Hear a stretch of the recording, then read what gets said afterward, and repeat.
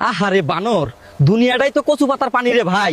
আজ ধান আছে কাল নাই, চল এই দুঃখে পাশের বাড়ির থেকে দুইটা মুরগি চুরি করে খাই আসি।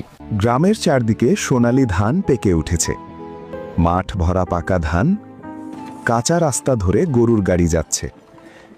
সেই গ্রামে থাকত শিয়াল আর বানর। বানর দিনমজুর, ধান কাটে বোঝা তলে। শিয়ালের ছিল ছোট্ট একটা ধানের গোলা। এক রাতে প্রবল বৃষ্টি নামল।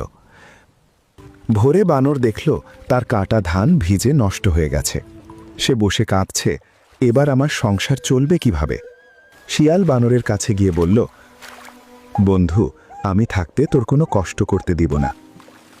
সে চুপচাপ নিজের গোলা খুলে বলল, এই ধানটা তুই নিয়ে যা, যখন পারবি তখন ফিরিয়ে দিবি। বানর অবাক হয়ে বলল, তোর তো কম ধান আছে। শিয়াল বলল, ধানের গোলা খালি হলে ভরা যায়, কিন্তু বন্ধুর মন ভাঙলে সেটা ভরতে সময় লাগে। আজ তোর দরকার, কাল হয়তো আমার হবে। বন্ধুত্ব মানে একে অপরের বিপদে পাশে থাকা। কয়েক মাস পর বানরের ফসল ভালো হলো।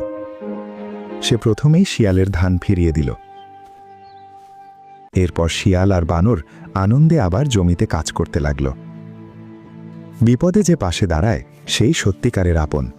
সম্পদ কমে যেতে পারে, কিন্তু হৃদয়ের উদারতা কমা উচিত নয়। আজ তুমি কারো ভরসা হও, কাল সেই ভরসাই তোমার শক্তি হবে।